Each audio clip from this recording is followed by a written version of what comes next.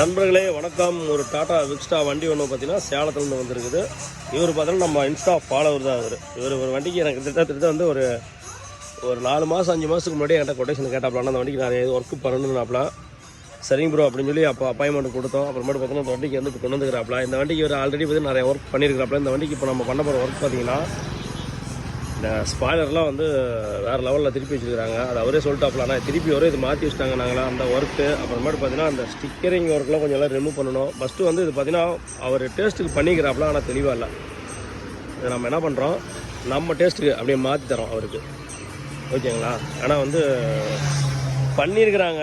ஆனால் வந்து அது பட்ஜெட்டால் வந்து மாற்றி பண்ணாங்களா இல்லை வந்து பட்ஜெட்டுக்குள்ளே கொண்டு வந்தாங்கன்னு தெரியல.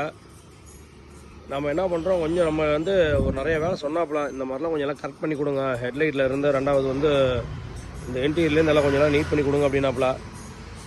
சரி, நம்மளோட டேஸ்ட்டுகள் இல்லாமல் அவரோட டேஸ்ட் இல்லாமல் நம்ம டேஸ்ட்டு அப்படி கொஞ்சம் இதுக்குள்ளே கொண்டு வந்து கொஞ்சம் ஆல்ட்ரு பண்ணி தரலாம். ஓகேங்களா? சரி, இந்த வண்டிக்கு ஒர்க்கு ஸ்டார்ட் பண்ணியாச்சு.